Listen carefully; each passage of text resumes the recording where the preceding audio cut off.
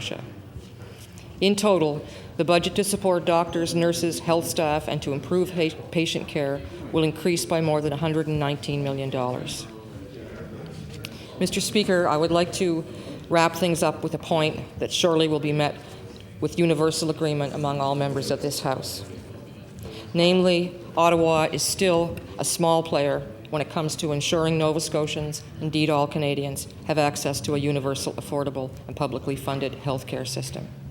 While we welcomed the new money recently announced through the federal-provincial accord, Ottawa's contribution to national Medicare continues to fall far short of both need and expectation.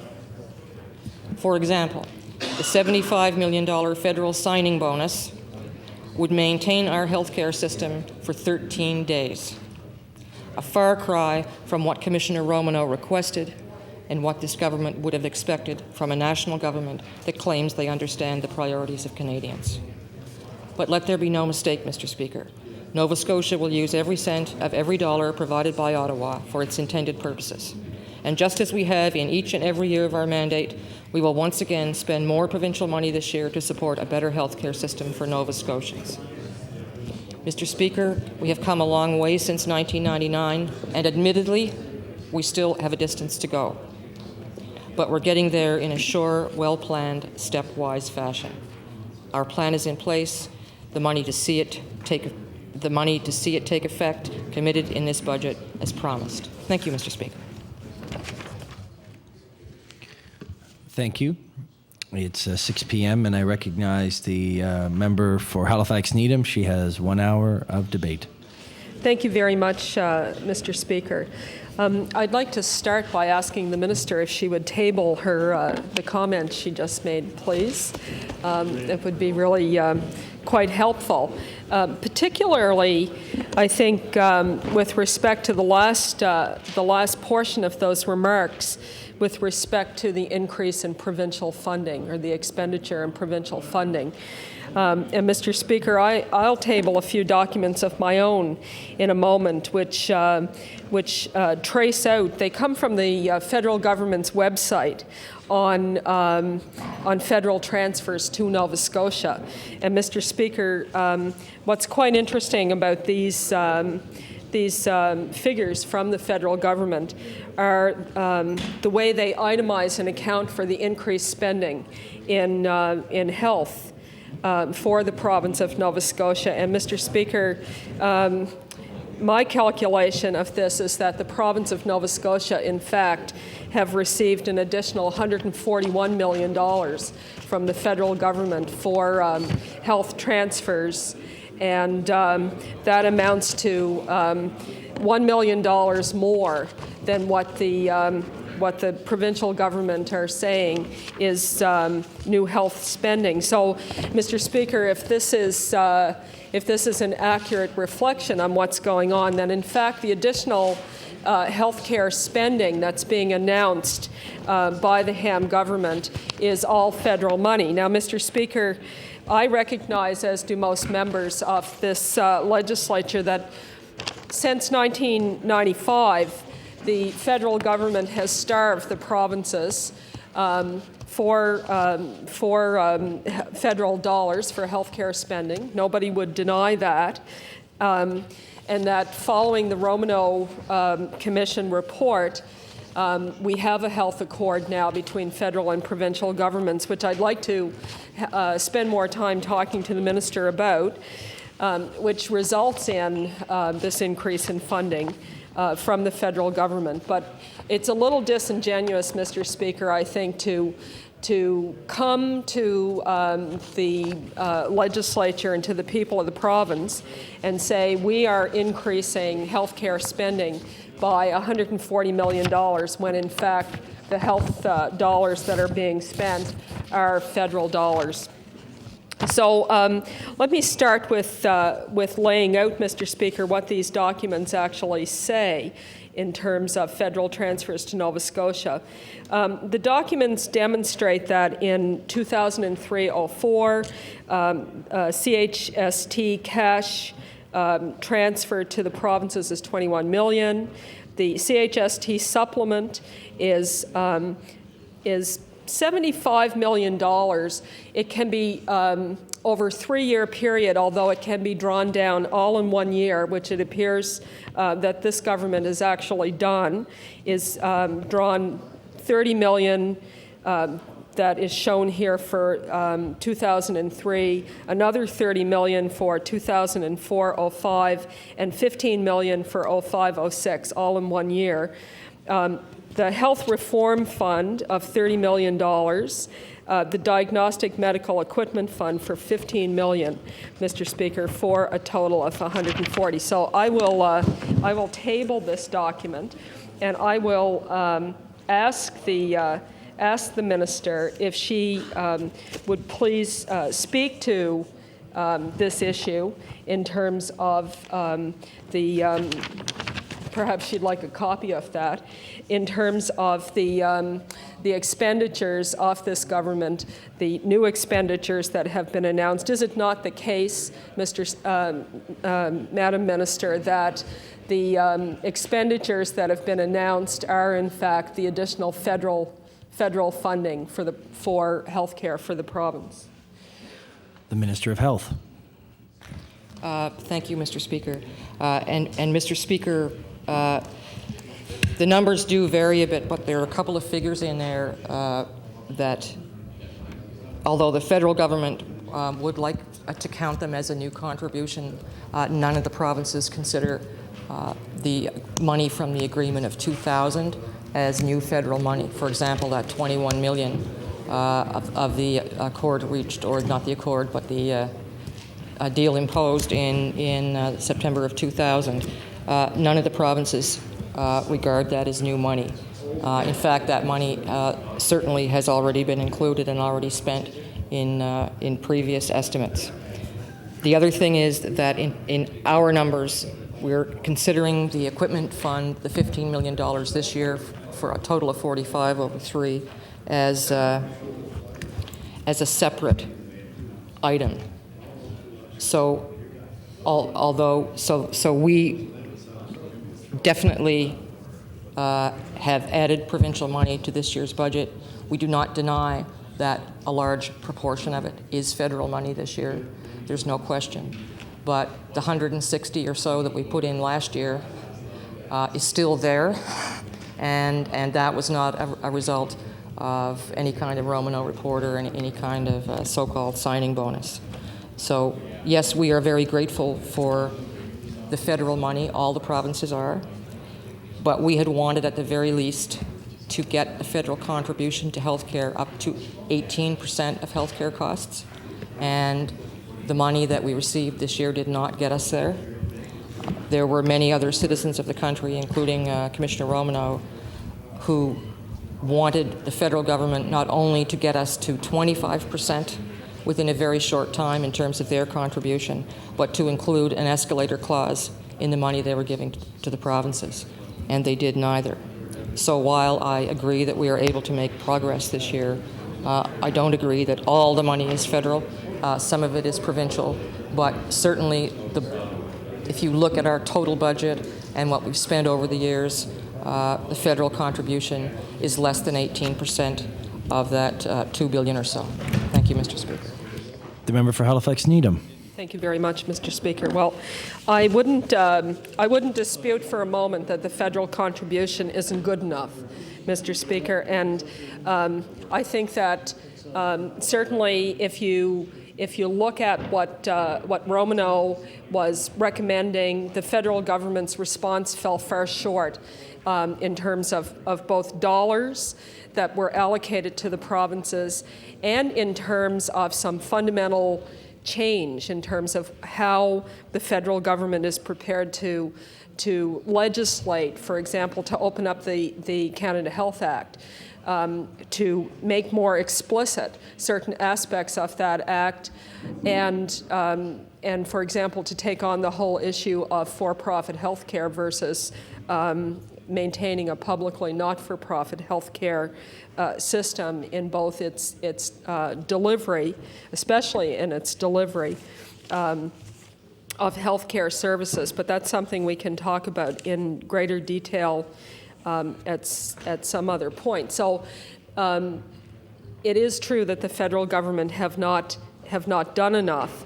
But I think that the point that I was trying to make is that it's really important, particularly since accountability is one of the things that Romano recommended, is that there be greater transparency and greater accountability for the expenditures of healthcare dollars. Particularly because this is an ongoing battle between federal and provincial governments around funding, and the average citizen has a really difficult time trying to understand whether, in fact, the money we're getting for health care from the federal government is not only being spent on health care, but whether or not the provinces are using then the flow of federal dollars as a way to shirk their responsibilities and to find ways to, for example, give tax breaks and not carry their fair share of the health care expenditures. And I think that that is a very serious concern, and it's one that certainly the Minister of Finance, I think, in his budget did not bring the clarity to where the funding, the increased funding for healthcare is actually coming from, and to demonstrate how the province is either maintaining its financial commitment to healthcare, increasing and improving the healthcare system where it can, and but rather hiding behind federal money and saying, oh, we're doing all of these things, when in fact there could be other things that could be done and other budgetary choices are being made. So having said that, I want to make a few comments about the healthcare system generally. Mr. Speaker, you probably would know, and the minister would certainly know, one of this province's strongest healthcare advocates, Debbie Kelly, who's with the Nova Scotia Healthcare Network. And Debbie is a passionate advocate for a publicly funded, a publicly delivered healthcare system. She's possibly home right now watching legislative TV to observe these debates. And tomorrow we'll all get, or not even tomorrow, probably today, we'll all get numerous emails from Debbie sending us along studies and media reports on health care across the country and indeed in other jurisdictions. And I'm sure the minister and her staff have received some of these emails. Debbie isn't only a person who cares passionately about public health care, she's also, unfortunately, a person who is currently dealing with the healthcare system, because recently she has had a diagnosis of breast cancer, and we had a big, her friends and people who have enormous respect for her had a gathering on Friday evening to tell her how much we support her and value the work that she's done, but not just the work that she's done, her as a person, and her as a member of our community. And Debbie used that opportunity, Minister, to talk about her experience now in our healthcare system in terms of the barriers that exist to get in the way of accessing high-quality public health care in a timely fashion. And I'll tell you, when she finishes her treatment and she beats this thing, she's going to be one heck of an advocate. We haven't seen anything yet because of the experience that she's going through. And as well, she talks about the barriers that healthcare providers face in their quest to provide high-quality health care services in a timely fashion. And so the picture that the minister has painted of a system that has stabilized and is moving forward is not the same system that Debbie spoke about on Friday night. And she spoke about a system where in the quest to wring dollars and cents out of people who need health care, district health authorities have instituted all kinds of ways to generate money to offset their costs. She talked about the payment for parking, for example, as a very real barrier for people gaining access to high-quality public health care in a timely fashion. And she talked about a variety of other kinds of barriers that exist. So I know that people like not to focus on these issues, but they are there, and we need to focus on them. We need to look at the barriers that exist to people getting access to our healthcare system, and we are a long way from having squared that particular problem in our system. The minister today made an announcement about long-term care. We knew that this announcement has been coming for some time, Mr. Speaker. I want to focus on the long-term care piece for a bit, because this is something that this caucus has worked extremely hard at bringing to the attention of this government. Mr. Speaker, when we were first elected, we started to look at various aspects of the healthcare system and how we thought it could be improved. And long-term care is certainly a very important part of our healthcare system, and it's an important part of the healthcare system, especially for seniors and for other members of our community, not just seniors, but people who become disabled for whatever reason, who require round-the-clock care. They require more care than they can receive on the basis of home care in their own homes. They require a level of care in terms of the amount of hours in the day that they need quality care, and they also require particular kinds of care. People who have some training and the skills to help them bathe or monitor medications, watch their medical conditions right on site, Mr. Speaker. Skills that we don't often possess in terms of taking care of people in our own homes, and even for many home support workers. And that's what the nursing home system is there for, Mr. Speaker, for people who can no longer stay in their own homes. And in this province, we have seen the very sorry state of the long-term care system, which had these extremely harsh assessment policies of requiring seniors and other members of our community who required long-term care to deplete all of their life savings, all of the assets from the hard work of their lifetimes, Mr. Speaker, in order to get the health care they required.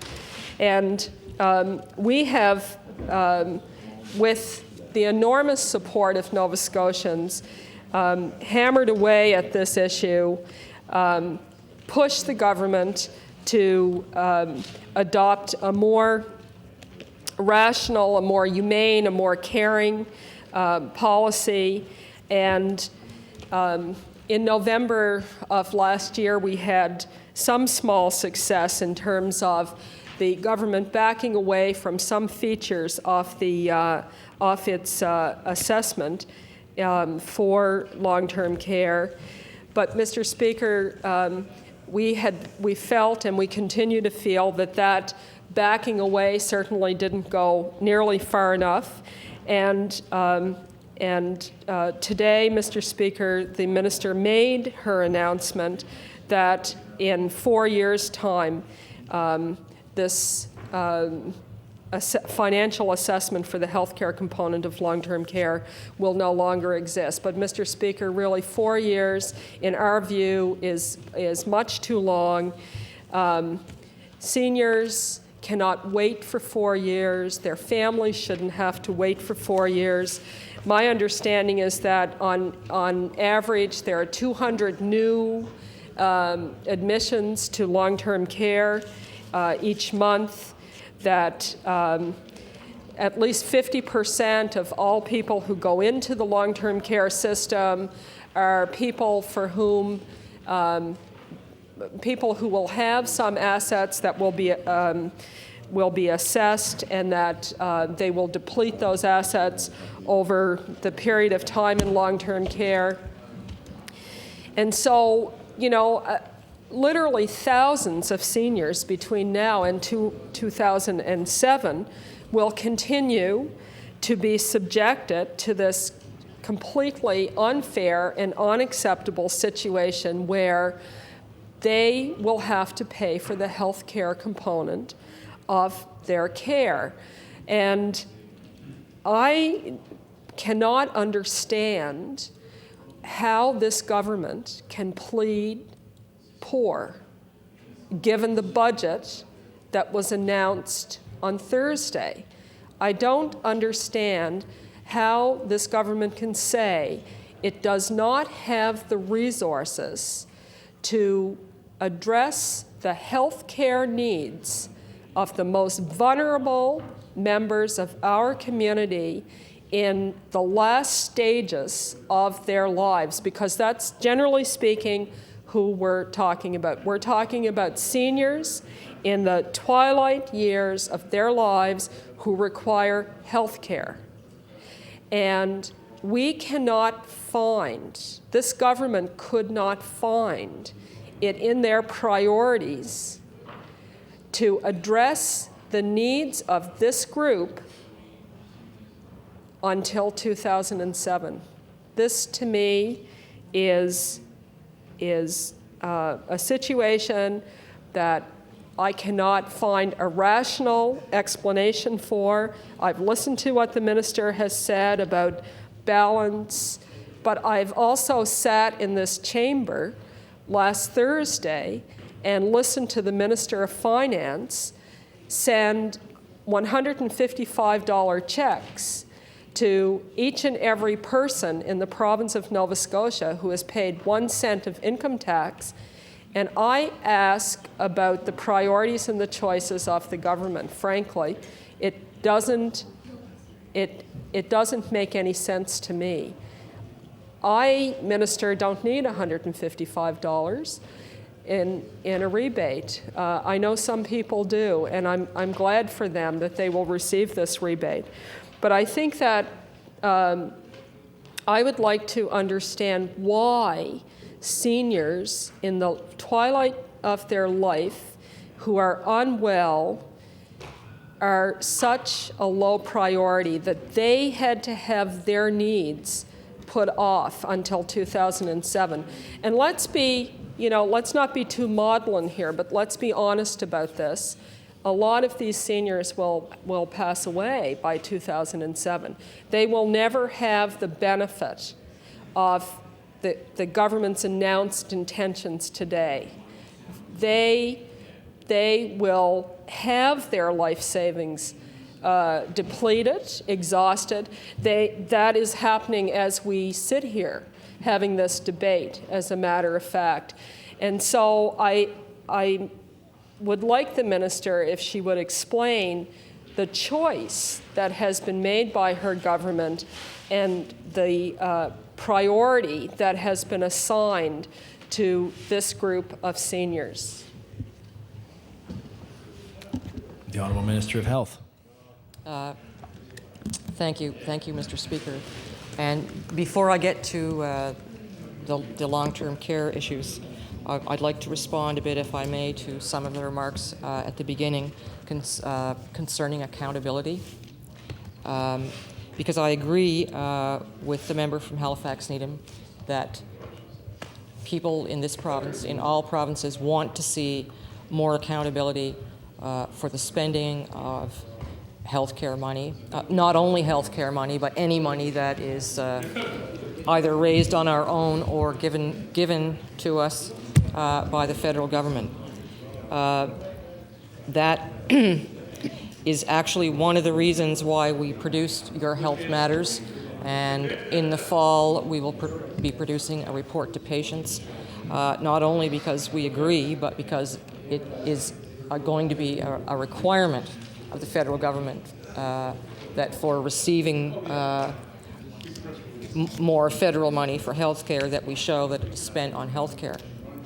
The other thing that occurred during the debate or the meetings on the health care accord was an insistence by the provinces, actually, that the CHST be split into its various components sooner rather than later, because the feeling was that accountability worked both ways, and most of us were pretty tired of having various people from the federal government come into the province, whichever province, and talk about everything they were spending on education, and then come back a month later and talk about everything they were spending on health and everything they were spending on community services, because of course they're talking about the same money.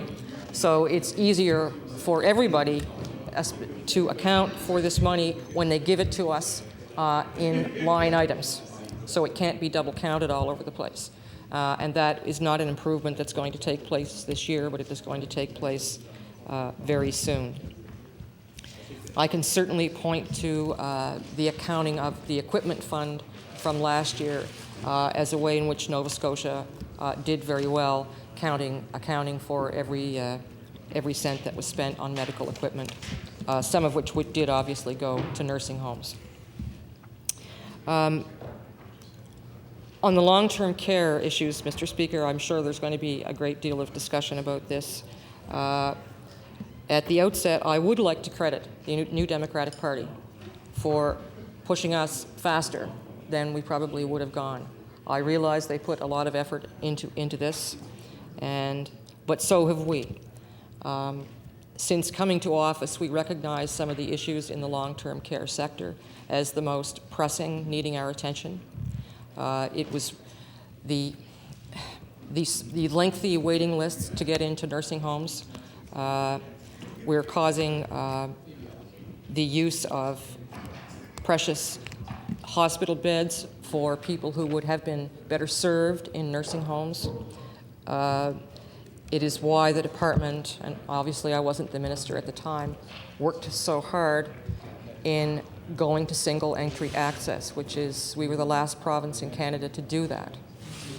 But its result of having a provincial waiting list and trying to see that those who needed care got it first, we did reduce the waiting lists by about 23%.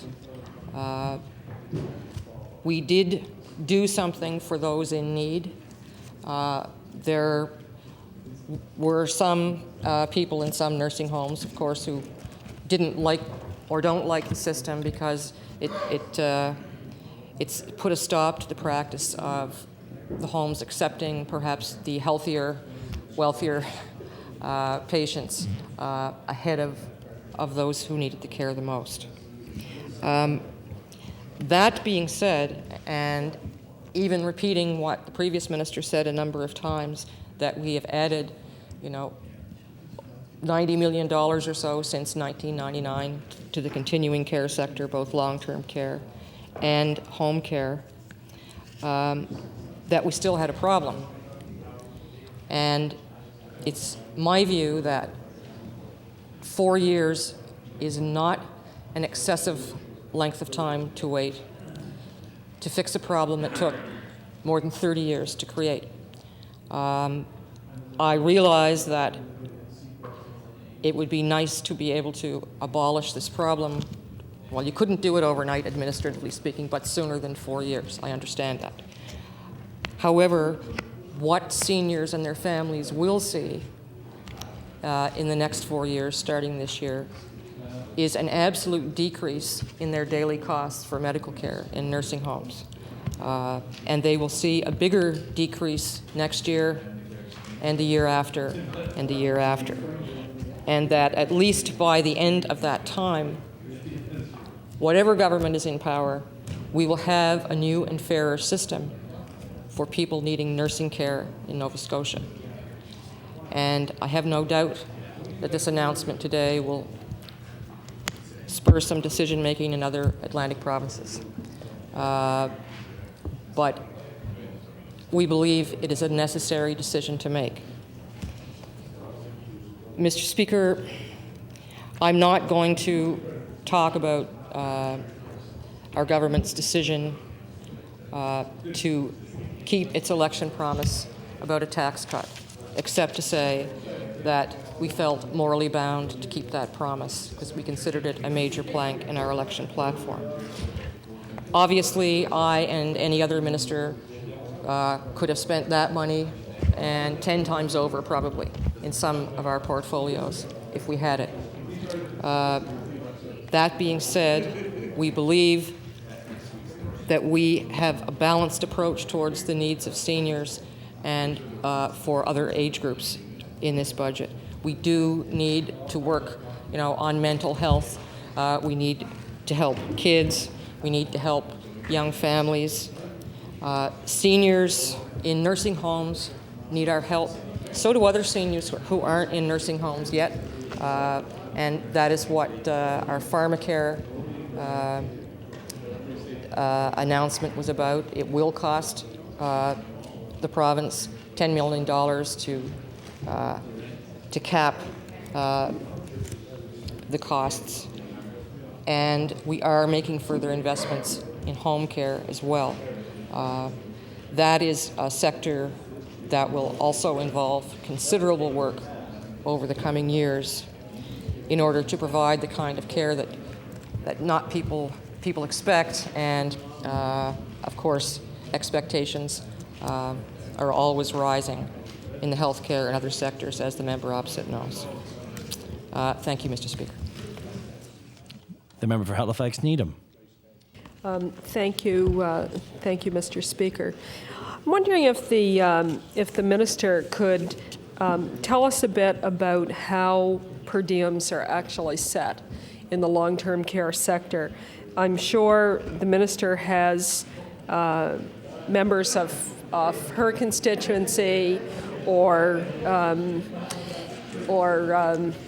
people from outside her constituency who are concerned about what is occurring in Nova Scotia around the per diem costs of continuing care in the long-term care sector.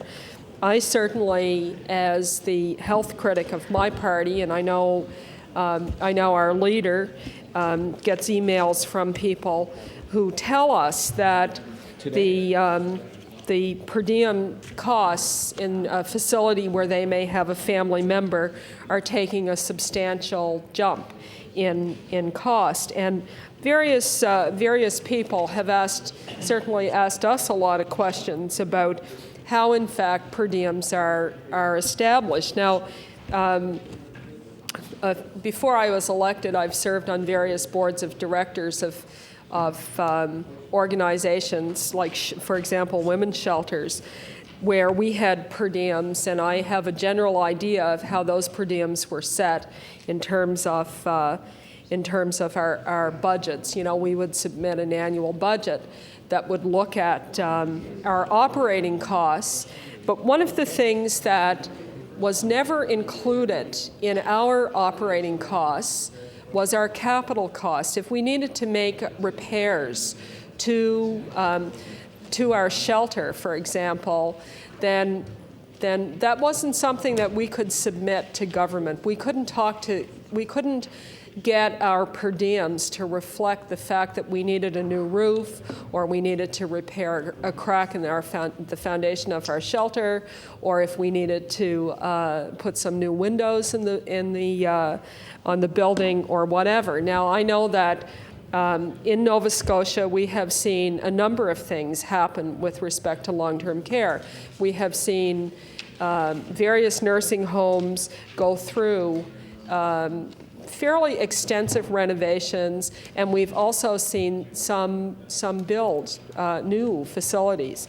So I want to ask, what is the relationship between the capital expenditures in particular nursing homes and the per diem costs? Is there an ability to to pass along the costs of renovations onto the per diem calculations? How exactly does that work? And the other question I would have as well in terms of establishing per diems is, in this sector, because we have a number of for-profit providers of long-term care, how is the calculation? What proportion of the operating budget is allowed for to make a profit? Like, how is that built in, and how is that established in respect to the per diem costs? The Honourable Minister of Health. Thank you, Mr. Speaker. And Mr. Speaker, we pay nursing homes the same for patient care, regardless of the home, but the variance in the daily rate is due to the fact that we have built in capital costs into the per diem costs, so that, for example, some of the older nursing homes have 50-year mortgages. You can't get 50-year mortgages anymore. The one caveat there is that the renovations must be approved by the department. There's no question that many facilities need capital improvements, but we still need to know, we have a bit of a handle on what's being done and why, so we know what's going on there. And in terms of the profit margin, I believe the profit margin is held to about 5%. Thank you, Mr. Speaker. The member for Halifax Needham. Thank you very much, Mr. Speaker. So what's 5% of 222 million? I guess all of that $222 million isn't only in for-profit long-term care. I'm just wondering how much of the expenditures in the long-term care system is actually not spent on health care, but is the profit margin for private providers. The Honourable Minister of Health. Mr. Speaker, we don't have that figure with us today, but we can get that for you. The member for Halifax Needham. Okay, thank you very much, Mr. Chair.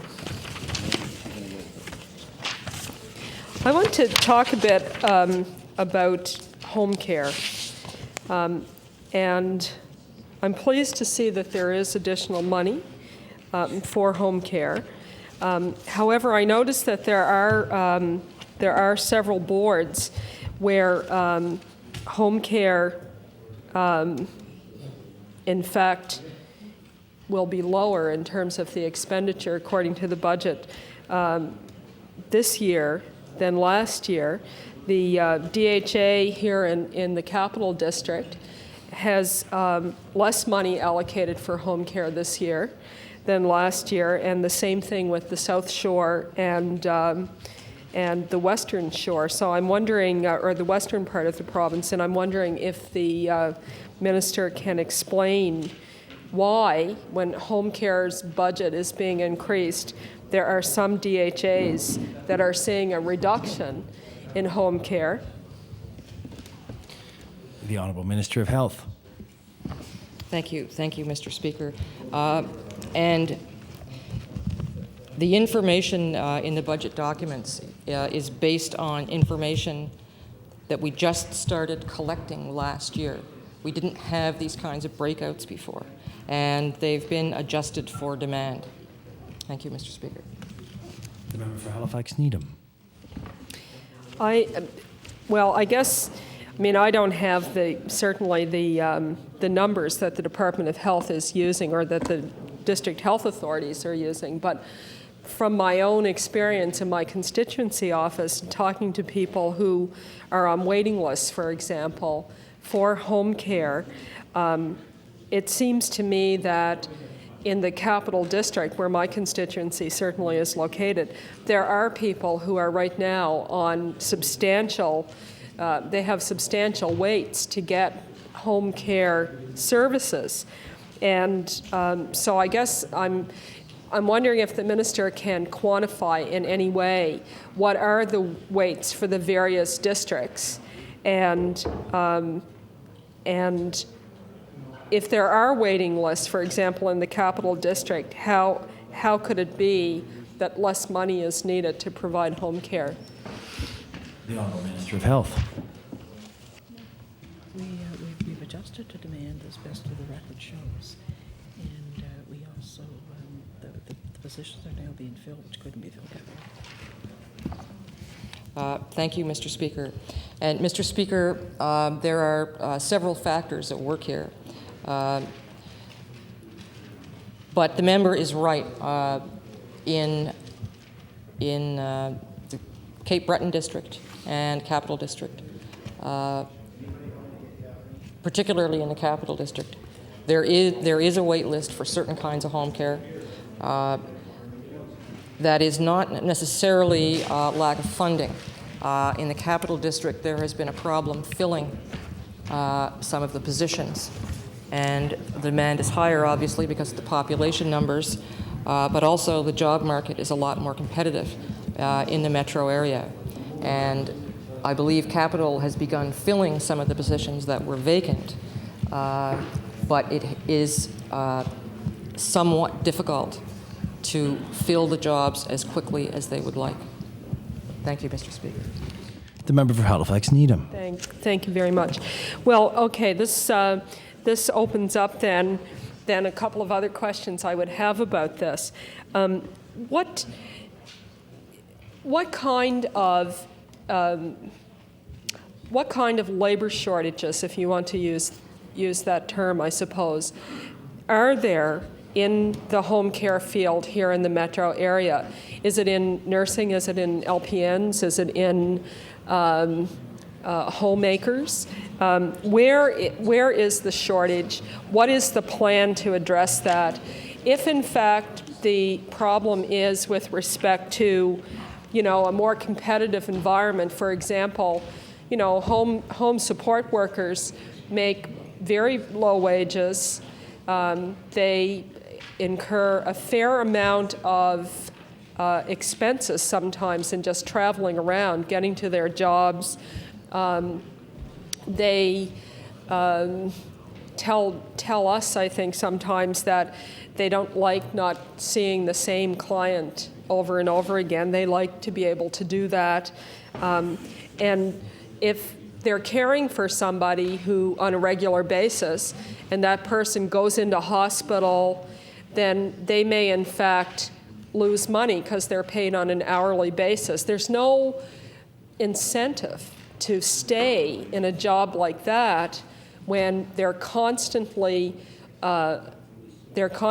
facing a huge amount of insecurity around their own income, and in fact they might be able to make a better weekly or monthly wage working at Zellers, Tim Hortons, a call center. I hear this all the time. I'm sure this isn't unknown to your department. So I guess if you could help us understand the real features of that situation. Where are the shortages in terms of the kind of person who's providing home care, and what is the plan to address it if that's the situation? The Honourable Minister of Health. I think the supply of workers is starting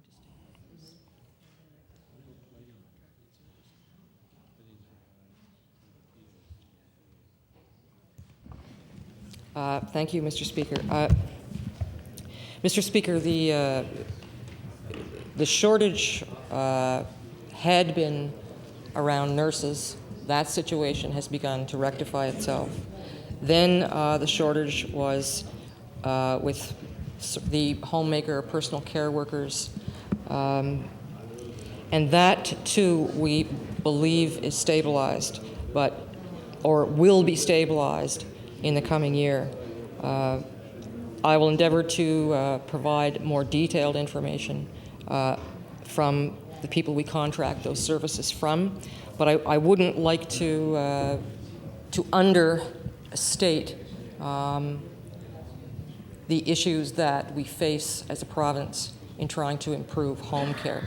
That is one of the targeted services the federal government would like to see the health reform fund invested in. And their biggest issues seem to be post-hospital home care. And that is only one of the areas, obviously, where people need home care. And we will have to work very hard to make sure that these labor shortages cease to be so, and that we are able to provide the kind of home care that we want to be able to provide. And the member alluded to situations of, people having multiple workers and workers having to go to, many different places instead of try to stay with the client. And we all know those are very real issues. And they're caused by massive scheduling difficulties. I know that we've gone in on a couple of occasions here in the metro area to try to help with this massive effort of coordination, which is what it is, to try to get as many of the right people with the same clients as possible. But there's no question it is an issue and it needs a lot of work. Thank you, Mr. Speaker. The member for Halifax Needham. Thank you.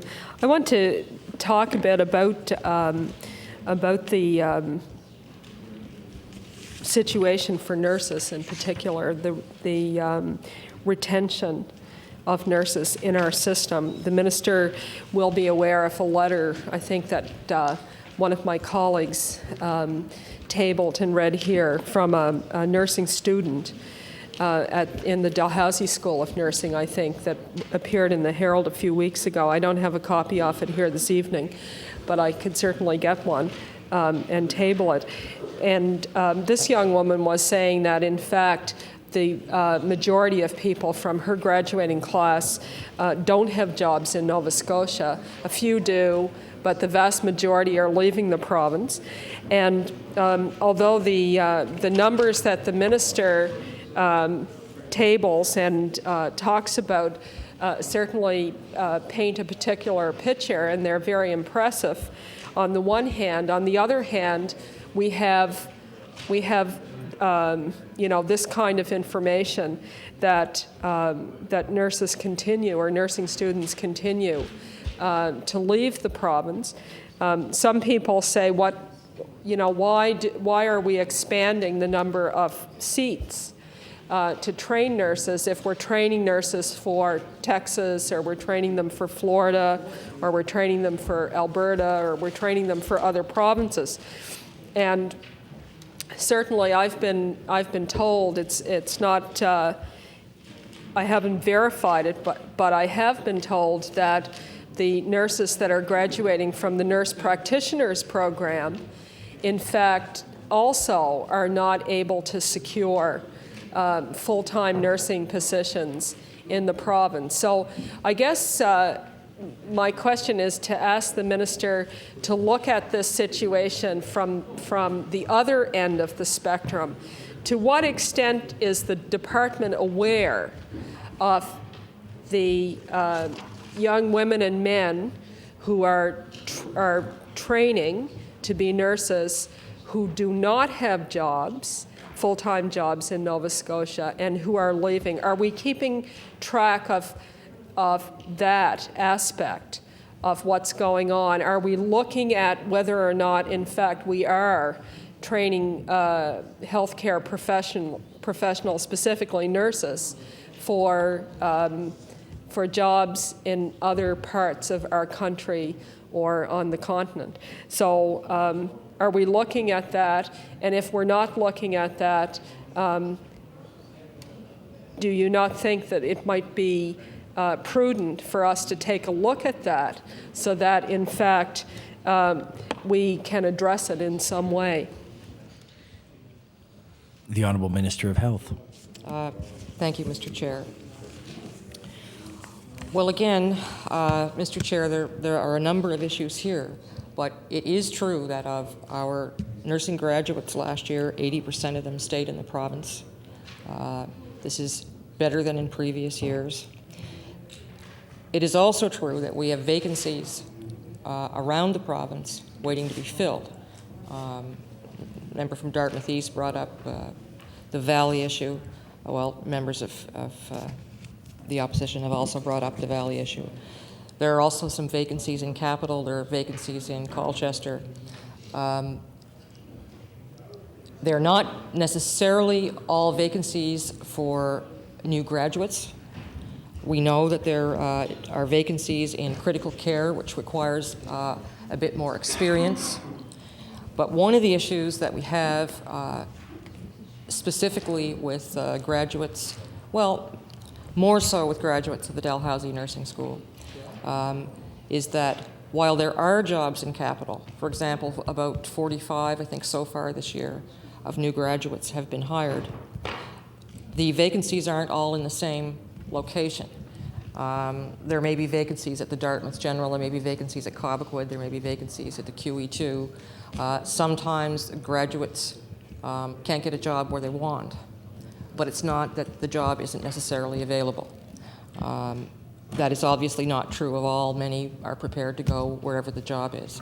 But as a government, or the department, wants to see the nurse get to the patient, and if we can't do that in a way that meets the planning needs of the districts, then yes, we're going to lose some nurses, although not most, not the majority. The vast majority are staying now, and we want to keep it that way. The trend for people wanting to stay in Halifax is great, but that's not the only place we have needs. And one of the reasons that we were so glad to accept the proposals from St. FX that have to do with St. FX and UCCB is because we tend to retain more of these nurses who train in those areas in Nova Scotia. There's no problem with retention of the nurses graduating from UCCB, for example. And we would like to see more programs like that. If, for example, now, this is just an idea that's being explored at the present time, but if we ended up seeing a program between Dalhousie Nursing School and the Nova Scotia Agricultural College, for example, to use some of the facilities and rooms and training on that campus, we might see young people, or even not so young people, want to stay in the Truro Colchester area or that part because that's where they're from, if we could make it easier for them to train there. And certainly Dal and the Agricultural College cooperate in many other ways, and there are many people there with a science background. The other thing that we're happy about the St. FX proposal is it would see some people graduating at different times of year than the normal graduation time, and that makes it easier to fill jobs. When everybody graduates at once, it's a little bit harder because the needs don't necessarily happen like that. So in its attempt to get a more not year-round, but at least twice a year graduation time, that's very helpful for the system. So obviously, we don't have a perfect system, but we do think we're doing better, and that's really a credit to the nurses themselves, because since they've been involved with Barb Oak and developed the nursing network, they come together and they propose solutions, which I have found to be immensely practical. Thank you, Mr. Chair. I recognize the member from Halifax Needham, who has a little over 6.5 minutes left. Thank you. Thank you very much, Mr. Chair. Yes, I don't have a lot of time left, so I will just finish off, I guess, by talking a bit more about healthcare human resources. I think that, rightly so in many respects, nurses and doctors who make up the majority of healthcare providers in our healthcare system, certainly in our acute care and tertiary kind of systems, are really extremely important. And I know that the government has made a commitment around medical lab technologists, where impending shortages are very worrisome and require attention. But I think that there are other healthcare human resources that have been under a fair amount of pressure. I'm just speaking as a social worker who know social workers who work in the healthcare system. I know that this is an area where a lot of people who have already worked in the system for a number of years are retiring, and social work as a profession, as one of the healthcare professions, in fact, is facing a situation of having greater difficulty finding people to go into that field. I know that pharmacists have been confronted by the same situations, and it may be part of the demographic situation that we have now, where a lot of the baby boomers are heading into early retirement, and we're seeing, I think, a greater pressure on a variety of professions within the healthcare system. So I think I'll end by asking the minister if she could speak to what assessment has the department done around the breadth of healthcare professionals beyond those core professions of nurses and doctors and medical lab technicians, for example, to look at all of those other people in our healthcare system who provide really important services. I mean, it's probably true that no one in a hospital will die if a social worker, for example, isn't available, but those services are sure important to families and to patients, for example. So what analysis has been done of the breadth of healthcare professions, and what planning or strategies has the department developed to address impending shortages in a variety of health professions? The Honourable Minister of Health. Thank you, Mr. Chair. Mr. Chair, the member opposite is quite right. Social workers and pharmacists. Pharmacists, we know from national studies, are going to be in huge demand, and there's going to be a shortage. What we have, obviously this year we know we have to do something about lab technologists and certain classes of paramedics, and we are moving on that. But for the last 2 years, the department has commissioned a study of all its healthcare professions to get a baseline example of who we have, where we have them, when we're going to need them.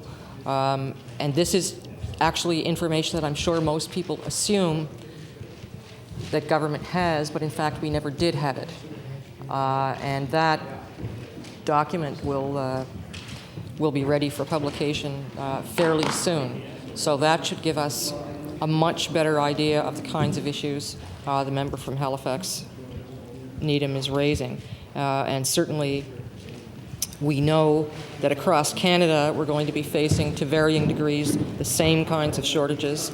The same thing will happen across North America, but that's not so much our concern. Our concern is Canada and how we're going to deal with, on a national level, the competition for workers whom are in short supply. Thank you, Mr. Chair. The Honourable Member from Halifax Needham. Thank you very much. Well, I want to thank the Minister. These are, I know, important issues for people who are in the field, and quite often they worry about not just themselves, but their whole professional, their profession's ability to meet changing circumstances and demands. And I think that the idea of having people from those professions involved in the planning for the best way to train, recruit, retain, integrate into the healthcare system and plan for the future of the healthcare system is really very, very important. I'm wondering if just quickly here, because I think I'm almost at it. Well, actually, I probably don't have enough time to make my last question, so I'll save it and turn it over to the other party. Thank you, Honourable Member. I now recognize the Honourable Member from Dartmouth East. Well, thank you, Mr. Chair. Thanks for the opportunity, committee, to address the estimates. Health tends to often be the first one, particularly in the legislative chambers, and because it's an important matter of discussion, where the minister is called to defend the budget of our government relative to her responsibilities, in this case health. Should be health promotion as well, but I have to work my way through that somehow, is to see if we have a chance to speak to that minister, or if the Minister of Health is prepared to address some of the important issues of health promotion and wellness, because it's certainly such an integral part. But with the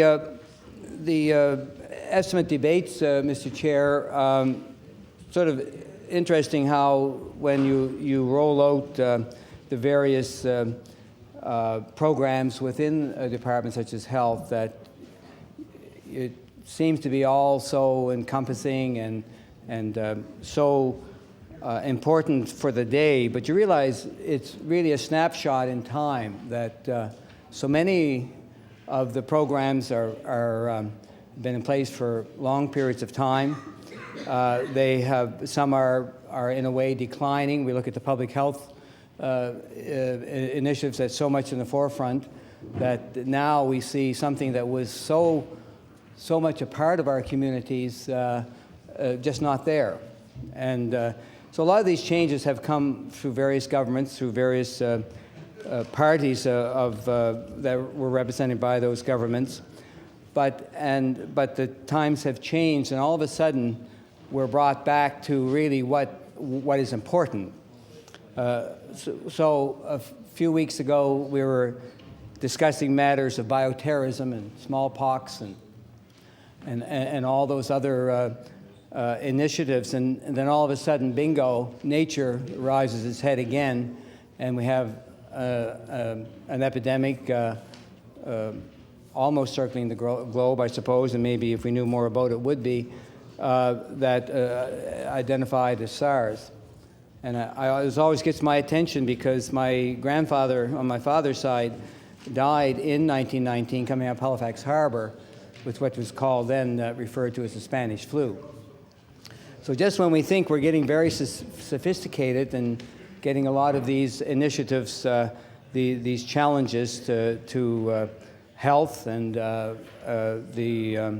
particularly in the area of infectious diseases, that all of a sudden if it wasn't the war in Iraq overtaken most of the electronic and print media, I'm sure SARS would be filling a lot of those pages more than what it already is.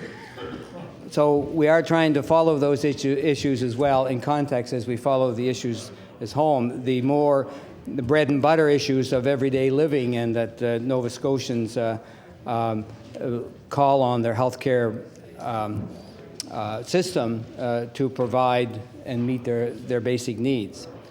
So the minister starts by speaking in terms of her plan, her Your Health Matters. It's a nice brochure, nice press conference, very much participation. I particularly enjoy the participation of the deputy minister. I had never seen a deputy minister. I wish I had a couple of them. I had 3 deputy ministers when I was there over a period of time, but I never had one that was so supportive during a press conference. He'd even hold up his hand when the minister was asked a question, and he answered the question. And and I really want to just comment that on the quality of the choice of, I don't know if she had I guess she didn't play a part in the choice of the deputy, but certainly spoke very well. And I did want to come to make another comment a little later on where I really spoke well. In fact, I'll mention it now because I do really think that the deputy and all the other staff really doing a great job in that department, and very challenging for staff. So I tried to say a nice thing one day about the deputy minister in a press release. I said that it had to do with the physician training at the Dalhousie Medical School, and there were some discussions obviously ongoing between the Department of Health and the medical school, and these are always very interesting. They're not really talked about often in public, which is just as well, I would think. But I supported the deputy minister and thought it was a good initiative. He was speaking out about the importance of this, but also the importance of being responsible and the costs of doing this. Because I don't think anybody ever can figure out how much it costs to train a medical student and become a doctor. There's all kind of figures around, but I'm not sure that is still known. But however, I was chastised by an editorial piece that how silly Smith would be that he would really pay a compliment to the deputy like that, and doesn't he know what the job of opposition is? So if I seem a bit critical sometimes, I'm just following directions. No, but this was not anybody in the House criticizing it, and certainly the deputy probably, or the minister herself, she probably enjoyed that her deputy was being supported like that. But I was chastised, and didn't I know my place? And it was written by an editorial in the Halifax Herald and was on the front page, or the front under the fold there. So anyway, I will try not to be too critical. I do believe that, in other words, the point being for the deputy premier would be that the role of opposition, while it is to be critical, I think that we try to offer some constructive and positive comments from time to time. But I don't seem to get in as much trouble when I criticize as when I try to be constructive. So maybe that says something about my constructive advice. The minister also spoke earlier of the nursing strategy, and this is so important that this is unfolding. She made some allusion to a member withdrawing their press release on nurses' number. I don't think I want to get into much of really an argument about the nurses' number. We know that there were, in the early 90s, there were cutbacks in the beds, really, in the acute care. We were the way the highest per capita per beds in Canada when we formed government in '93. And even with, I think, about a third of the beds were taken out of service within the healthcare system, still remained top of the heap for beds, hospital beds per capita. I'm not quite sure. I haven't followed it lately, but I expect we're still holding our own. So you can argue that, but we know that we lost 1,200 nurses following Bill 68. Now, whether they disappeared or they left the province or they just didn't register, and I expect it was a mix of all of those. Now, we heard a release today on long-term care. The minister referred to long-term care. And I would just have a question that when I sat down, that I would ask her that if we can look forward to any more announcements, maybe any tomorrow on long-term care. Really? So the rumor mill is grinding out there that we're going to have a release tomorrow on something. And I can't believe although there was some criticism today, perhaps on the long-term care announcement, that it was drawn out. The honourable member from the NDP had mentioned earlier that she thought perhaps that there would be so many of them that may not even be alive by the time the really effect of the program, where the health component of long-term care would be funded by this government. I was a little more jaded than her, perhaps. I sort of thought that the government quickly had to control their agenda, and they had to do something positive for seniors, because the $155 check really was coming out pretty negative, particularly in seniors. And I spoke to one of our nominated candidates in southwestern Nova Scotia today, and he said he was getting a lot of calls into his office relative to seniors really being ticked off that this money would be going out and they didn't qualify for it. And they just thought it was not fair. And I know the weekend has gone by after the budget, and there's some feedback. So it'd be interesting to see how that goes. Is this really an earnest program? And if so, and I'll come to some of the federal monies that are coming in the province, why that could not have been used for that now, and address the needs. That's the commitment that our government, our party has made in forming government, that we would address that issue to pick up the health component of long-term care, and that is a commitment that has been made by our leader. Pharmacare is interesting. It's an interesting issue where they ran out of things to increase, Mr. Chair. The 1 year they put up the premium, the next year they put up the copay, and then the next year they say we're going to freeze it. Aren't we good? I don't know what, they'll probably find something in pharmacare to jiggle around next year, but I do want to also comment about the catastrophic drug fund and where that is going within the federal monies. I don't know if we speak in terms of wait times, and I think within the estimates we see increased monies going into address the wait times. I think that's important, but I really don't believe that there's many Nova Scotians really think that or really believe that the healthcare system at the access into the system is addressing their needs much better than it has over the last several years. There are some indications that there are some improvements in certain areas, but I think that is not the opinion of Nova Scotians. We followed this in the estimates this afternoon. We had some discussion about how much money has actually come in from Ottawa under the federal reform fund, and I know I didn't follow all of it. I couldn't follow all the numbers, but our feeling is that it may not be as much as our information from Ottawa isn't that as much as the NDP have said, at least in that particular area. But I think whatever it is, I noticed the minister did not get in with speaking percentages relative to how much the federal government is putting into health care. And because I think that's interesting. I was always quite amazed over the last while that the federal government often stayed silent when it was said that the federal government was now putting in 12% or something like that. And we know that there's a tax point issue, and I don't know how much you can add it up to be, but it could be really around 40% or even a little more that they're contributing. But they seem to be content to let the provincial governments keep picking away at them, and hasn't really has not really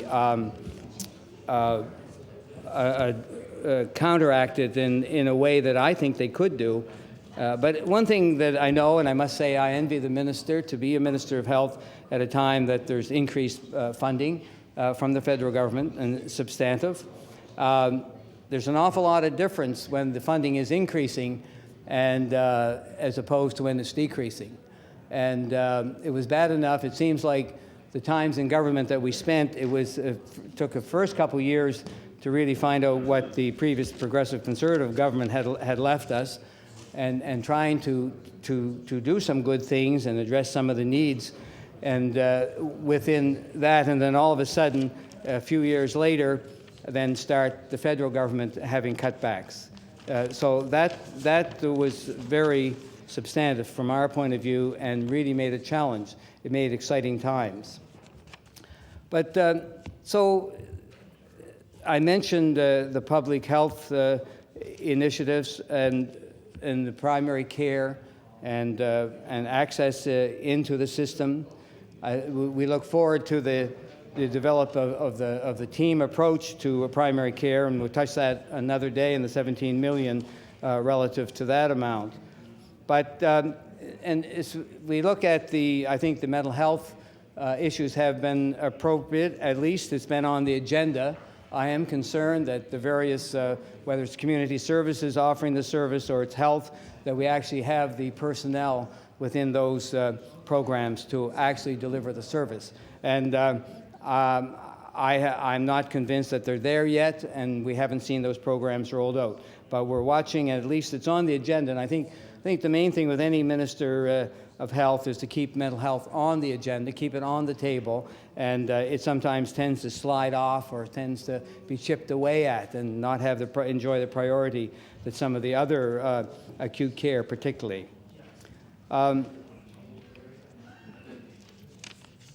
We're looking forward to following the negotiations with physicians. There hasn't been too much reaction to that. I think there's 7% put in the budget to address the physician. Some of that is with recruitment, and that is ever. But we know that there is a budget or negotiations coming forward, and they're on the go. So it looks like the minister will have some leeway to at least keep physicians happy a little longer. The nurse practitioners are concerned that we don't seem to see the initiatives that we were hoping to see in this province, and would like to maybe have a little more information on that.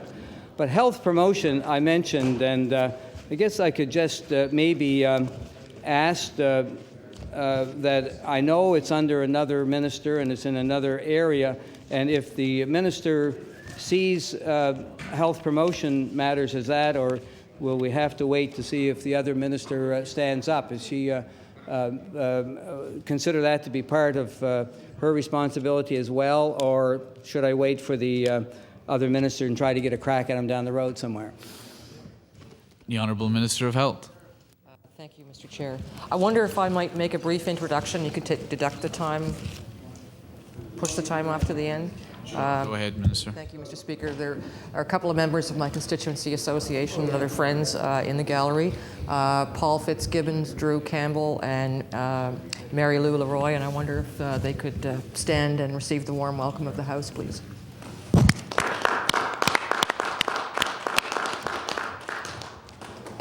Thank you, Mr. Chair. And first, I'd like to assure the member from Dartmouth East that the Minister of Health Promotion will be available to answer his questions. I'm not sure at what time has been selected for the Minister of Tourism's estimates, but he will be doing health promotion at that time. I am not able to answer questions involved in his portfolio. It wouldn't be quite proper for me to do that. There are a number of issues raised by the health critic for the Liberal Party, and I'd like to briefly address some of them, although obviously I won't be fully addressing all of them at this point.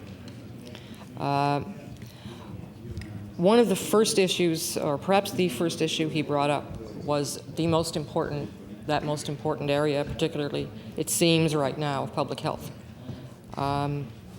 And I noticed a recent column by Mary Jane Hampton talked about cutbacks in public health. That was something that the medical officer of health for Toronto was talking about on cross-country checkup yesterday as well, about how in times of relative calm in public health, somehow the money seems to go to other things, particularly acute care and other areas of the system where the demands seem to be more pressing. Obviously, with the coming of SARS to the world, obviously as well with the increased problems we're going to see with West Nile virus, which is sure to make its appearance in human beings in Nova Scotia this summer, obviously the profile of public health has become much higher. Mr. Chair, there have been no cuts to public health in the mandate of our government. In fact, we reinstated a home visiting program for public health nurses, which this year we'll be spending about $2 million on, but when fully implemented, will cost about $3.1 million. But depending upon what crises we may see, and we cannot know about them all in advance, it is certainly possible that we will have to spend more money in this area. And I can assure the House and all Nova Scotians that we're keeping a very close eye on this situation. One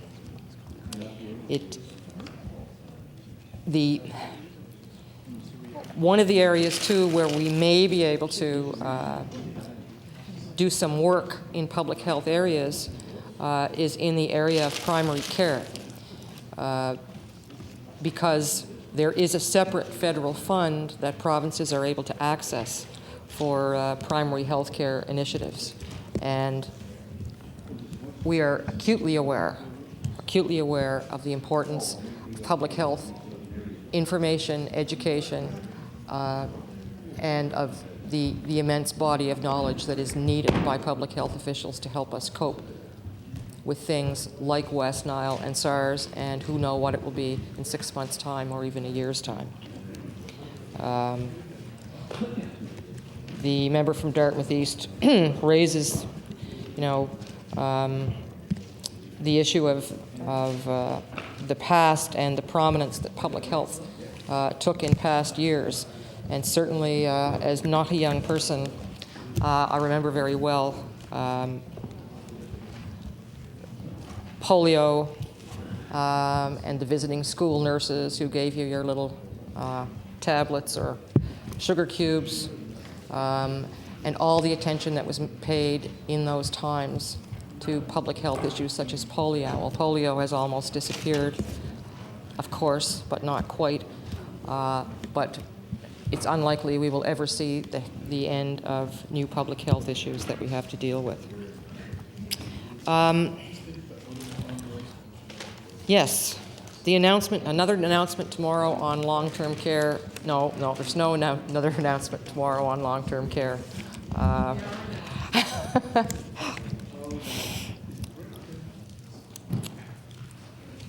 The issue of the catastrophic drug fund is again one that has raised expectations in the public across the country. In fact, there will be more money in the Health Reform Fund for catastrophic drug coverage, but it's estimated by the federal government and provincial governments that it's going to take at least 2 years for deputies and officials across the country to set up the standards for what this catastrophic drug fund will cover. And obviously there are going to have to be some moving targets in there, because at the rate at which new drugs are being developed, there's going to have to be protocols for how they're used and when they're used. And that's not just for the existing ones. And I know there are many people out there who are looking forward to this additional money, and certainly this government is one of them. But I do see there being a need to temper expectations, because it will take time to work out what is in fact catastrophic. The member spoke of how well-spoken the deputy is, and he certainly is.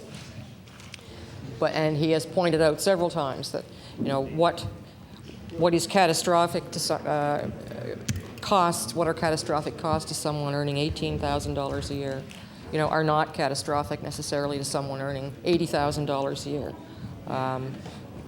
To most people, catastrophic is what they can't afford, and there have to be, very good guidelines and hopefully compassionate guidelines around what this money will be used for. Because given the cost of some of the drugs available these days, it wouldn't be long before the whole catastrophic drug fund was consumed. So that's an issue where we're going to try to lower expectations, even though we know there will be some relief. I'm very much afraid that it won't be as much as what people expect.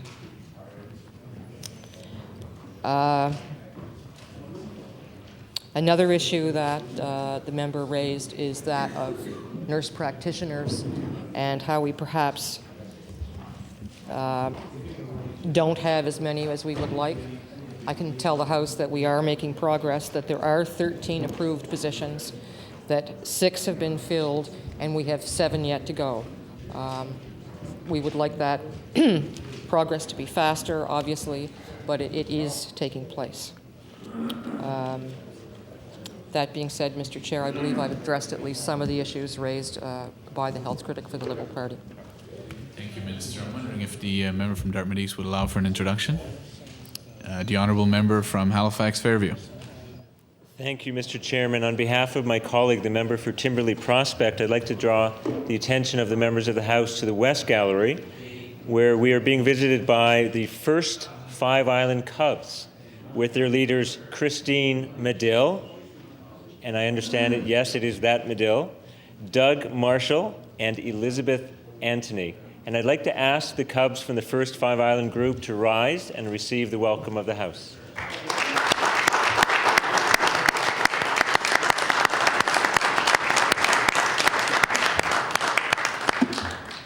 Thank you, member, and certainly welcome to all of our guests. The honourable member from Dartmouth East. Thank you, Mr. Chair.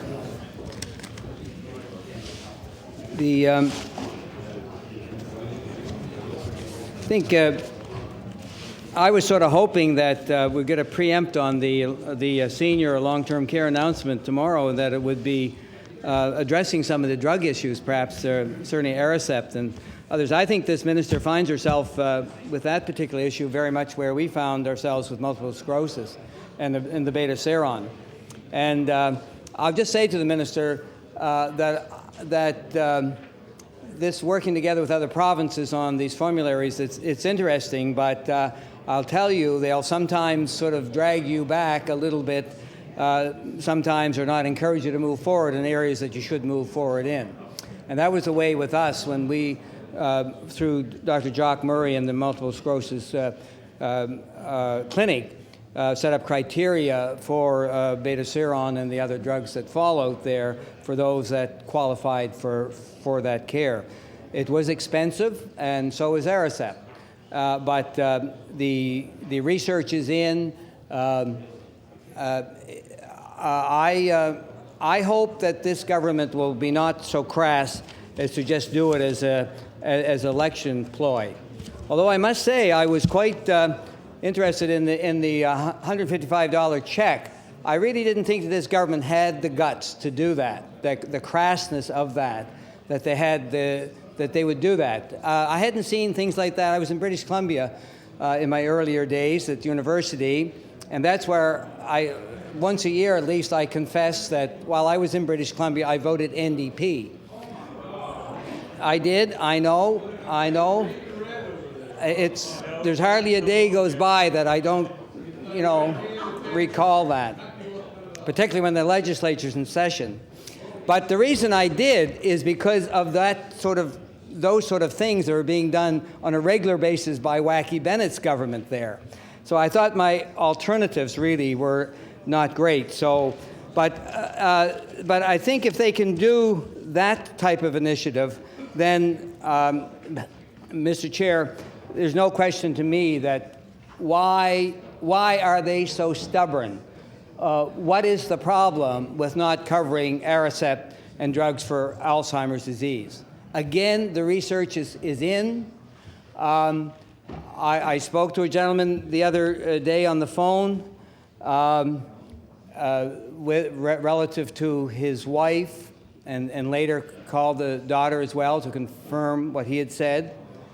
And there's a marked improvement, and there's a clear cut. But the people are hurting. It's costly. It's not as catastrophic as some other drugs. The minister said it well. What is catastrophic to some is not catastrophic necessarily to others.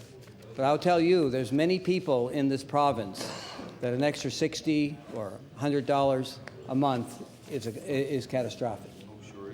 And we look at the programs, and this was sent out by the Cancer Society and group, and the programs that are available. Because the same nominated candidate that called me today called me back in February, I think it was, relative to a gentleman that was traveling, had cancer, and he approached the caseworker, and it sort of keeps going round and round in circles.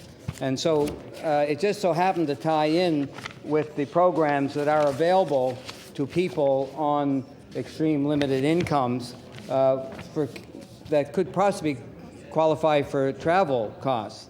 The Department of Community Services has a program there, and also the Department of Health has the Drug Assistance for Cancer Patients, DACP, and it deals with various criteria for there.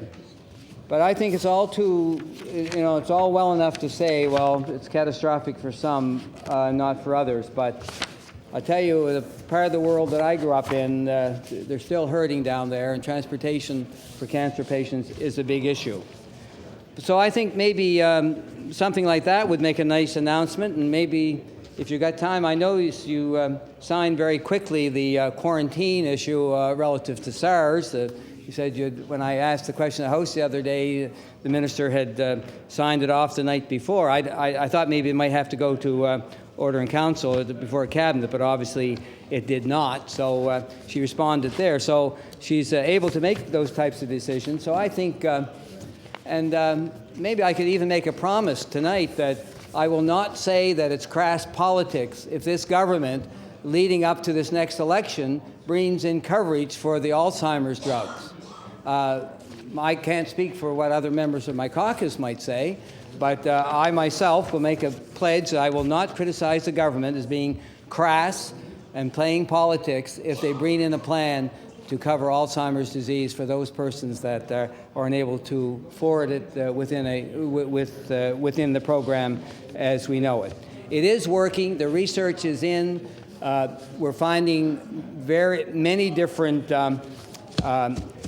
factors that are involved in Alzheimer's. I guess like all other diseases, many diseases, they break down into different types and different causes, and some factors are more predominant in the expression of the disease than others. But we know one thing, that the medications are working for some people very well, and these people, many of them are very modest incomes, and they cannot afford the cost. And then you know what happens after that. Various things happen. So I don't want to dwell on that particular issue, but I think if the minister was moved to make an announcement tomorrow, that would make a good announcement. Just going back a bit to the monies from relative to the federal government, and it is nice to be in government at a time that the money is flowing a bit freely, never as much as you need, never as much as you could use, but it is there, and with some management could really be focusing on the pressure points within the healthcare system. But according to the 2003 and 4, the Federal Health Accord, the Health Reform Fund was to be used in 3 areas: home care, the catastrophic drug program, and primary care. So home care to the budget in 12-19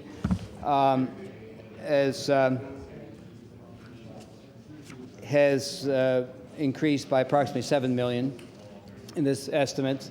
The special drug program is increased by 2.3. That's on page 12.9 on the supplement to the estimates. And primary care is only noted in the estimates having a budget of 441.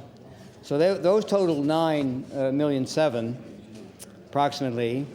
And given that there's been $30 million drawn down, we've only spent $9-10 million, or say round figures of $10 million.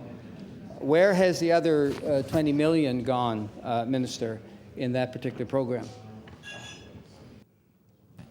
The Honourable Minister of Health. Thank you, Mr. Chair. And yes, that would be a good announcement. I won't be making that announcement tomorrow, though. If you don't mind, I'll go to the last question first, and then talk about the Alzheimer's drugs a bit after that. Mr. Chair, the Health Reform Fund, which is $30 million this year, is one of the areas of funding that will increase in the out years. In fact, almost all the funding increases in the out years, and that is because, as I said, we're not expected to have the protocols in place for about 2 years of what the catastrophic drug fund would cover. And the other point, and probably the most important point on this health reform money, that as discussed by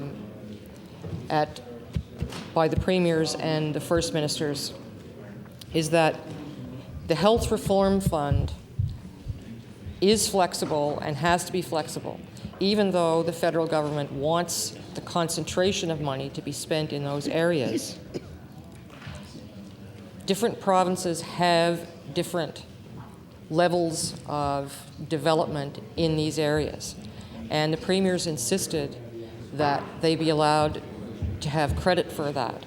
For example, Saskatchewan has a very well-developed and well-recognized, excellent home care system.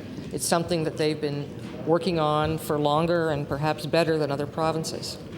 They did not want to be forced to spend a big proportion of their health reform fund on something that already existed in their system. They wanted the flexibility to be able to take the health reform money and put it to an area that they really needed to work on. And this was agreed among the ministers and health ministers previously. The health ministers actually had produced a basket of services that they thought people should be able to use the health reform money for. And so we are making progress in areas that others haven't. For example, some of our information technology is a good example.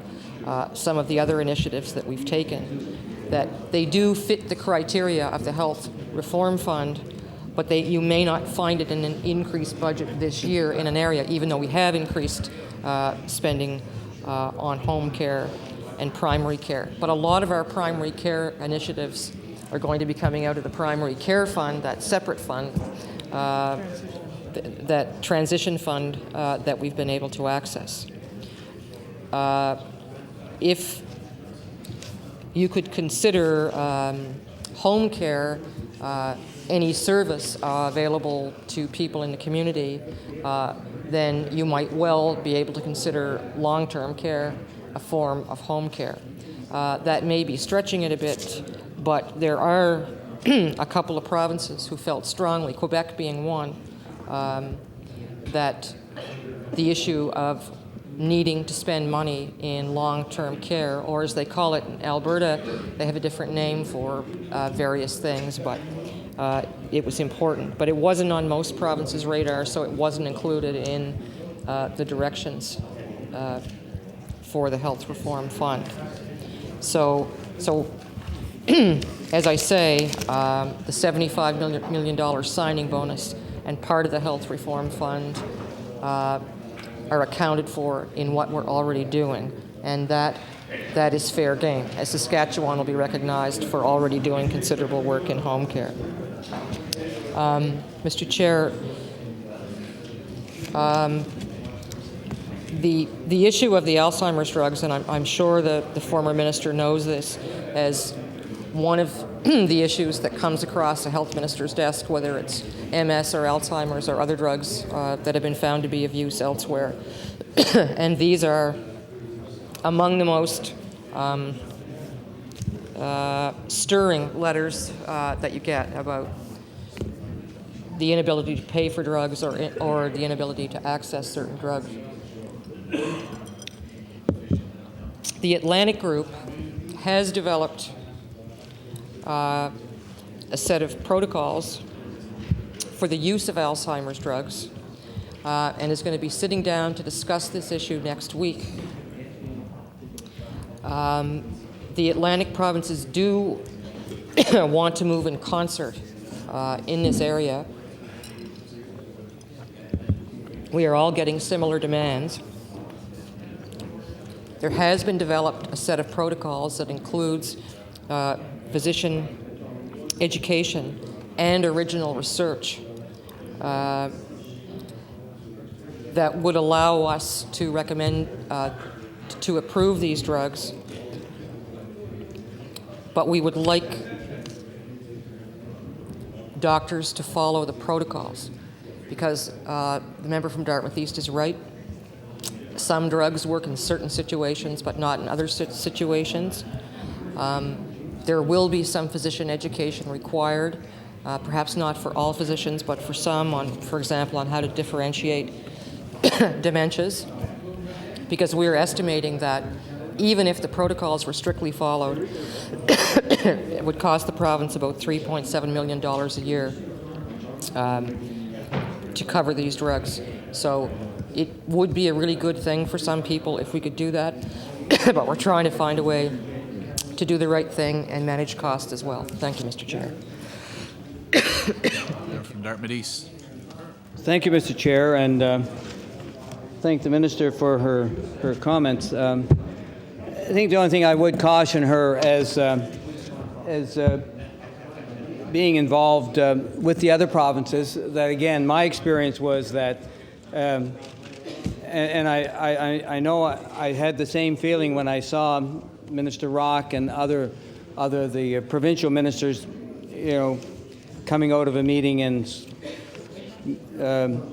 noting great progress had been made at the meetings, and they were doing the joint formularies and all this. But I also see it as my concern from the consumer point of view and the people point of view is that that's fine, but it gives them a group joins together, whether it's the Atlantic or across this country, in one group, it gives them a stronger voice to say no, and that's the problem. And that was my experience with Beta Seron. In fact, one of the health ministers or the premier, somebody called up our province pretty mad at us from the Atlantic region when we told them that we were going to go our way and we had no choice, and the time had come, and even though times were tough, budgets were tight, we were going to do it. So I just share that, and I don't see that as a great positive step. I think there's many things that can be shared, but I never saw that as a great enlightenment, that they joined forces with others to say no when things should be done on fairness.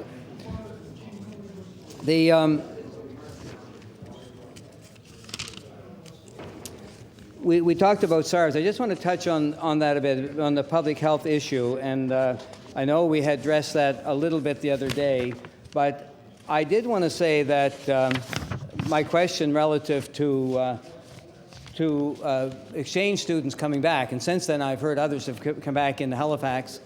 I assume Dalhousie and others, and I know some of the physicians that were working with them advised them to go home. And I still think the province could have done more leadership there, and I'd like to see why the minister chose not to, in that in Acadia, where there were 14 students coming back from Asia, and I'm not sure exact of the locations, but I know they would be considered generally high risk. The administration and Mr. Kelvin Ogilvie, the president, and others, I think, showed leadership that our Department of Health should have, the minister should have, and it's my understanding, unless they've changed it since then, but their intention at the time was to have these students in a quarantine at that time. I think this is a serious matter. I know the minister said that I didn't quite know what she meant, and I still don't, when she said that, well, we're not going to do what Prince Edward Island has done. And I think Hansard would reflect that you said that, Minister. I don't know what you meant. But I think Prince Edward Island has, other than the way they approach the sale of gasoline, basically, I think, as far as the SARS issue, I didn't see that they were overacting. Maybe she could explain her comments on that. But also, why that you would have people coming back, young people coming back from a high-risk area into a university with no directions. I'm not sure, maybe they were screened at Pearson. Whether we're accepting the screening at Pearson is to be adequate. But we're not sure yet how this is folding out. And I don't want to be fear-mongering in any way. But this hasn't completely unfolded yet, the whole SARS epidemic. And here we have a lot of international students. If we're 14 coming back to Acadia, I can only assume there are more coming back to other universities. I know some came back to Halifax area and were sort of not quarantined with any authority, but just with their preceptor or their teacher, whoever the physician would be considered, recommended that this person stay home for, I gather, the 10 days. And they worked out in assignments and various things that could be done. So can the minister explain her attitude towards Prince Edward Island and what they did or didn't do that she didn't approve of? And also, the fact is that does she feel comfortable that the university had to take the initiative to do what they thought was right? And even in retrospect, every day more information is gained, but yet I would think would still be considered by most fair-minded people that the decision that Mr. Ogilvie and those people at Acadia University made was the right decision to do under the circumstances. And where was the provincial government, the Minister of Health on that issue?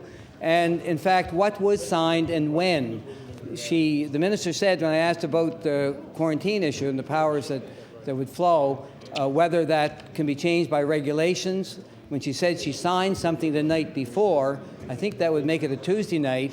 What actually did she sign, and did it have to go to cabinet before it was approved? The Honourable Minister of Health. Thank you, Mr. Chair. And Mr. Chair, I understand the member opposite's concern about SARS. I share that.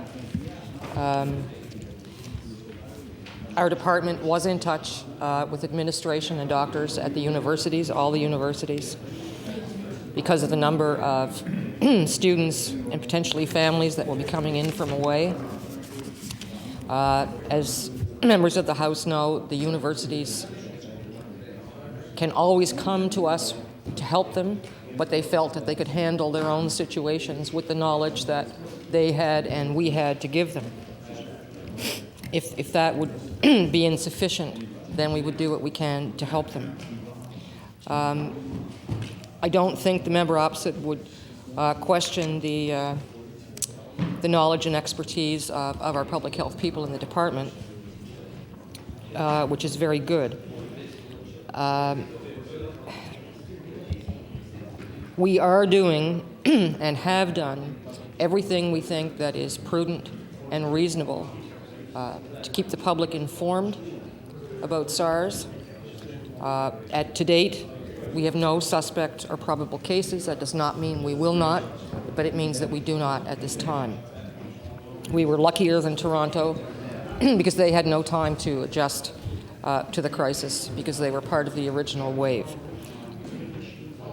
Mr. Chair, what I meant in the PEI case was a case of where a family came home from China and a school or a school board decided that just because the family had come from China that the kids could not go to school. And that was what happened there. And there was no reason, according to our public health officials, because I asked specifically this question, should we be doing that? He said no. Healthy children should be in school. To the best of anyone's knowledge, and I've heard this repeated again and again, that a person is not infectious unless exhibiting symptoms, some of the symptoms of SARS. And what I meant in referring to what happened in that particular case, that I didn't think we should be prejudging people according to race or travel if the number of conditions were not met for what was suspect in a SARS case. For example, contact with a SARS patient, exhibiting symptoms and or travel from a foreign country. And certainly I wouldn't like to see healthy children kept out of school for no reason, unless there were some new public health reason to do such a thing. It was nothing about PEI in general. It was just that particular incident. What we signed on that evening before the member asked the question was an order in council which requires a certain number of signatures in order to make certain diseases notifiable and certain diseases able to be forcibly quarantined if necessary. It was an order in council that was necessary, and we got the signatures here in the House of Assembly rather than wait for the Thursday cabinet meeting. Thank you, Mr. Chair. The honourable member from Dartmouth East. Thank you, Mr. Chair, and I will thank the Minister for explaining more fully what was signed that evening, and I think she's clarified that. I'm still not sure what the direction to the universities such as Acadia was, although she mentioned that the department had been in communication with that. I think there's two ways you can look at that, and I know that someone returning from parts of China, maybe Beijing, it's not an issue, but certainly on the minds of people. And I think if I had anything to say relative to the behavior of a child going back into a classroom, and the classroom knew they had just come back from China. I know some people from Halifax came from Hong Kong, Australia, and other areas, so it's happening every day. But I would think that almost the discrimination that the child would suffer may be worthwhile to withdraw that child if the child, and that's the consent of the family. And I think that's a choice matter. But it's interesting, I just was on the phone today with a physician from Miami, a Chinese person, and he had an interesting experience on an airplane. He was flying first class or business class, whatever it was. Anyway, to make a long story short, the person decided on him to ask him some questions, and because of his race, and that he had he been to China lately, and he said no, it'd been quite a period of time since he had been in China. Make a long story short, the gentleman moved away from him, but also got a mask from somebody or somewhere on the airplane and put the mask on, whereupon my friend started to cough loudly. He said he didn't have to cough, but he thought if this was... Anyway, he coughed so loud that the gentleman left the area, so he had 2 first-class seats to himself for the flight. But I think that was what you call racial profiling. And I don't mean that we sort of look suspiciously at anyone that may have come, but I think there are some well-documented situations. So I think we've covered that. I commend the staff for recommending to the minister that those orders be in place. You hope you don't need them, but if you do, sometimes most people I think will comply. Some choose not to, and that would concern me that the behavior of those people might be the very ones that would be infected. I'm not so sure that you can tell when somebody's contagious or not with that. I don't think we know enough about that illness yet. So I think there would be asymptomatic people that would, in the first early stages of that illness, until we find more about that. But anyway, I did want to compliment Acadia for taking that initiative. The fact that our daughter goes there has nothing to do with that I was concerned about it. I know she'll take care of herself. But I thought that they had shown an initiative and they were being very responsible. And how they will work with families that are coming over for graduation in a couple of weeks' time, that's another issue that they're dealing with, and I'm sure they've been in consultation with your department, Minister, and will do the right thing, and they're certainly not fear-mongering or overreacting, in my opinion. Relative to long-term care, and I know what the Minister's mentioning about the flexibility within the program of the monies available. And I know it was always a joy to sit at table as the Minister of Health with Quebec. They're certainly original, and you never knew where they were coming from exactly, other than that they were going to be fighting for flexibility par excellence. But I always enjoyed them because I always felt that we had a lot in common between Nova Scotia and Quebec. I think we've all both provinces have struggled with rural poverty particularly, and I think that has presented determinants of health being such relative to that rural and poverty that they were very much on side on many issues on that.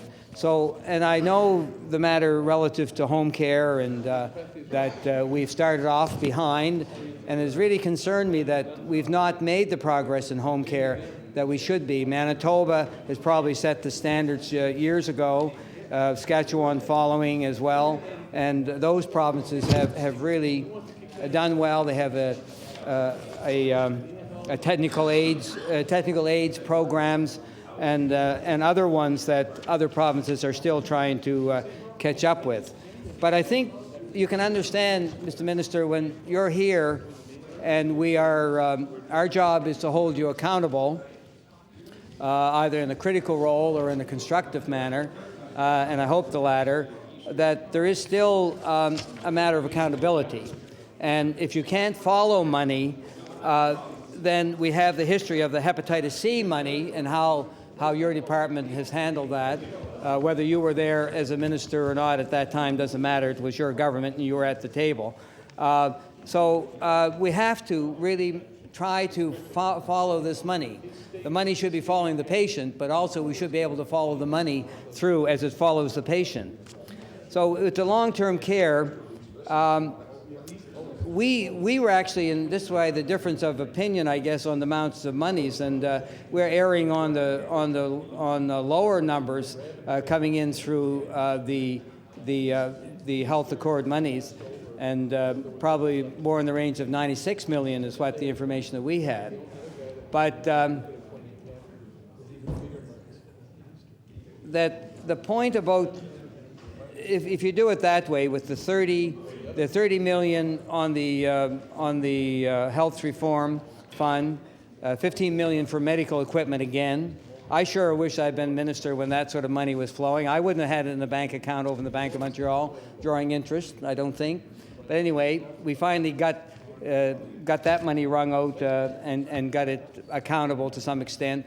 Well, I never was quite sure about the forensic unit furniture, but I think that went through the Capital Health Region somehow. But we were pretty satisfied that we accounted for the 30 million, 15 million over 2 years. And now another 15 million. That's 45 million for medical equipment coming into this province, which is a pretty nice chunk of change to address some of the wait times and diagnostic services. But having said that, the CHST, we feel, would be 51 million at least, and I'm sure probably more according to the NDP perhaps, but they may have more accurate figures, but we'll give the benefit of the doubt. So my question on long-term care, the announcement you made today, I'm sure there's people in their 80s and that age group and that are looking as 2007 being quite a time off. I mean, I'm sure everybody here intends to be here. I know the minister from Hants West has announced that he'll be running again, and I offer him encouragement. And so, no, we just look alike. We're not the same age, and that gives me great consternation. But seriously, I don't know how the minister and the deputy premier from Hants West what his plans for 2007 are, but I suppose it'll be time for him. He'll be able to dispose of all his assets by that time. I suppose I'll have to, if you want to make an appointment with him, you still have to come to the legislature. I certainly hope he just doesn't run to win the seat and then resigns and get somebody to do a heart tracing and say he's got no. I'm just saying I don't think he will, because I think in this change of government you're going to have to make a commitment for about 8 years at least. So that's about the time the government's health program will be kicking in. Unless there's a Liberal government following this next election where immediately the health component of long-term care will be covered by a Danny Graham Liberal government. So why, my question to the Minister of Health is, why won't the minister move forward with covering the health costs in long-term care this year with the additional at least 51 million in CHST. And this might be the last time this evening, and I see the former Minister of Health here. I just want to share with them what a joy it is to deal with this Mr. Minister, when she stands up and actually answers a couple questions. She actually answered some questions. The Honourable Minister of Health. Thank you, Mr. Chair. Well, there's enough rabbit tracks there to lead you Yeah, anywhere. well, Mr. Chair, as said before, yes, 2007 is a long time to wait for some elderly people. However, they will see immediate results this year. The rates are going down this year by $12.75 a day, $4,600 a year. They will go down further the next year and the next year and the next year. So it's not a matter of waiting for 4 years for everything. There'll be a gradual plan. Thank you. Member from Dartmouth East, you have a minute and 20 seconds. A minute and 20 seconds. Well, I think that's what I inherited from the NDP, so should I donate it to back to them? I don't know if she'd like to use that now, but I think it's an appropriate time. We have other issues I'd like to return to another day. I understand that we've allotted, by agreement, some period of 10 hours or so, and so that'll give members. I know there's a lot of local. There's a lot of local issues relative. I know you, Mr. Chair,